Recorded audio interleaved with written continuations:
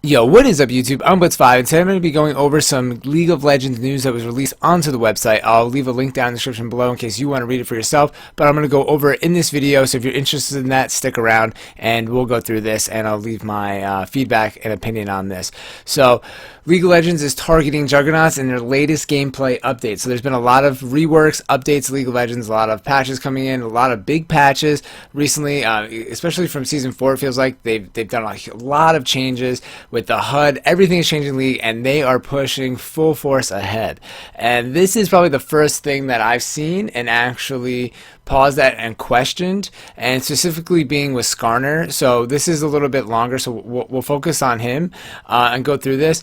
But basically in League of Legends right now, what they're focusing on doing is giving every character their own role. And basically what they're saying with this article, when I read through it, is that a lot of the tanks, or Juggernauts as they're calling them in League of Legends, have similar roles, right? You get tanky, you kind of get strong, and then you focus the ADC or your distraction. They have a lot of similar roles, and the four that they use are Darius, Garen, Skarner, and Mordekaiser. So Mordekaiser is in kind of his own league to me, but Darius and Garen are basically very similar champions. Even though Darius kind of works as an anti-tank and Garen is the tank, their ults are very similar, and even Skarner, ults function the same way, where you're going to get tanky, still deal damage, go through the other line and try to ult the ADC or someone who's dealing the most damage, maybe the mid laner, take them out of the game, or basically put yourself in a position, your team in a position to have a better fight, initiate, disengage, maybe do a little bit of split pushing because you're tankier and you can survive that. And they want to make every champion different, and that's like the rework with Gangplank, and so on and so forth, rework with Fiora. And basically, once you go through here, they have suggestions or things that they're going to be putting into game to make each champion different. So I guess, I will have time. I'm skipping through this whole thing here. It's just a very detailed explanation of what I just said. So let's start off with Darius here. So Darius, Death by My Hand. You can read through this.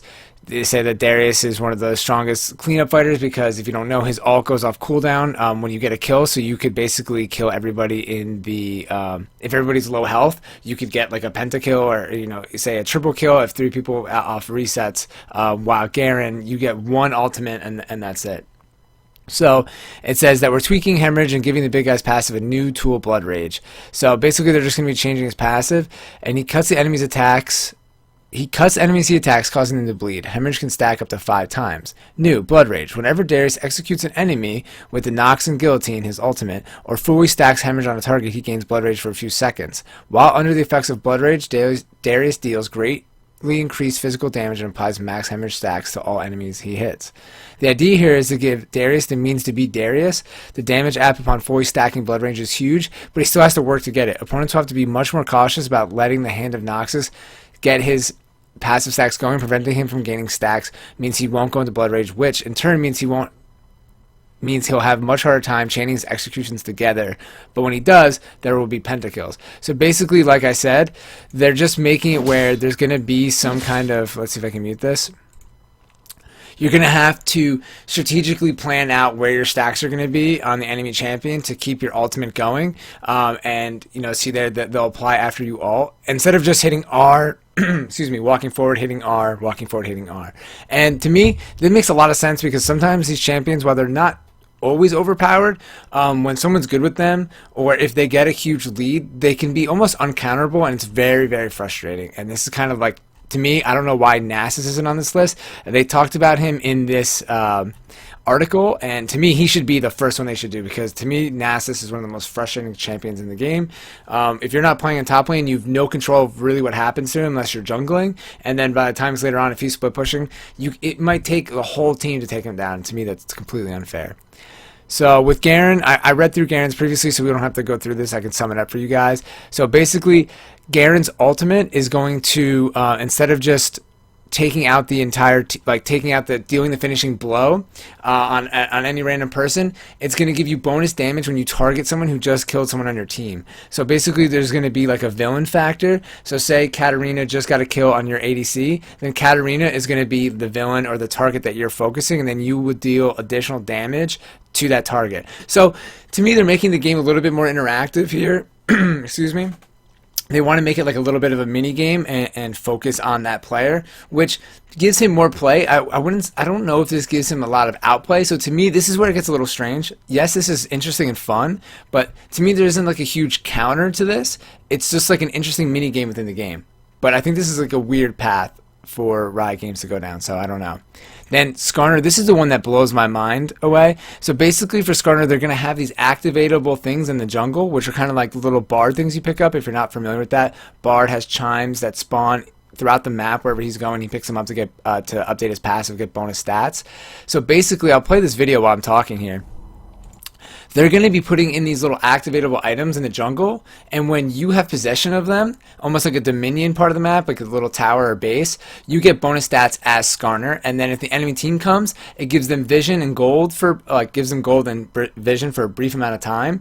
And to me, this just becomes like this little weird tower mini game within League of Legends where, oh, like, there's their Skarner, let's go take his abilities. And to me, this just makes, like, if the enemy team is doing really well and they invade your jungle and you lose your mid tower, then they're just going to have control over the stuff, and it's going to be even more overwhelming for someone who's not that good, not that great, lower elo. Basically, it's going to allow people to snowball a lot, I guess I'm trying to say. And to me, I don't like this aspect. I don't mind Bard's chimes because he's the only one that can collect them, but as soon as this becomes a thing with other champions, they're basically saying that when you play Skarner, that there's going to be other objectives on the map other than the game, and it completely changes that style of gameplay. And then what does this mean? What are they going to be doing with other champions? Is this just going to become crazy where every champion has its own mini game, and then they're adding this extra layer of League of Legends? League of Legends is already great and complicated. It's not like League of Legends is overly simplified and they have to add this in to make the pro scene more interesting or entice people to play. I don't really know where this is coming from. I wonder if it's some kind of pressure from people playing Heroes of the Storm where there's other objectives on the map other than just Baron and Dragon. And to me, I'm really curious about that. I think I'll be making a video about that very soon because I always feel like that games start to lose their edge when they try to copy other games. This is the classic story of Call of Duty and Battlefield.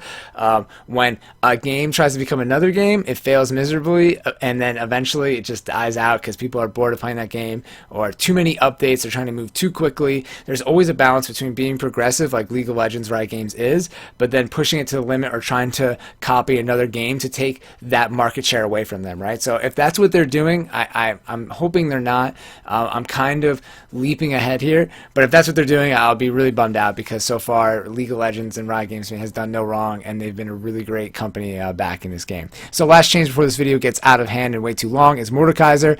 Basically here they're saying that they're going to be changing the way his ultimate works, where you're going to have to be closer to the teammate that you get the ghost for after his ult to keep it together, and there's going to be more bonuses to playing lane. So they want to make Mordekaiser into the support lane, which is so strange to me, or I mean into a duo lane, which is weird that they say that because they said in the article that they want to move Mordekaiser to a duo lane, but the only duo lane is really bot.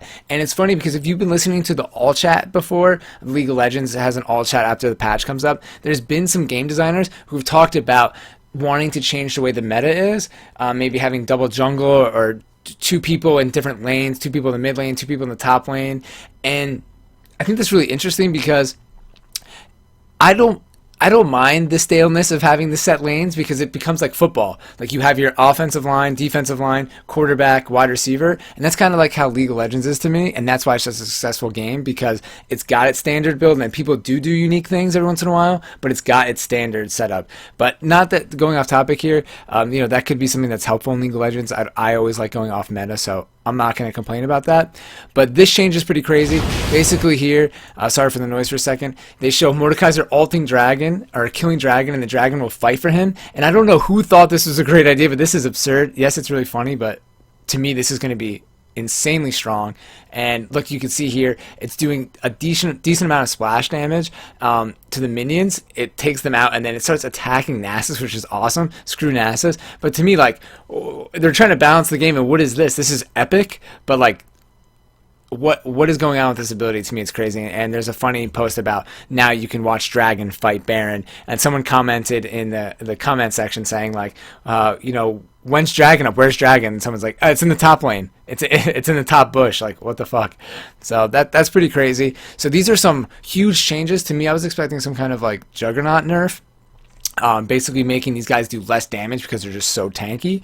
But this just seems like they're trying to make their abilities have, you know, like sort of like these mini games or more stuff within them. You know, they're trying to make the gameplay more complicated because Darius and Garen and Skarner are very basic champions. You know, basically point and click, you ult, and that's it, right? So I get that to make them a little bit more complicated, but I don't know if this is the right way.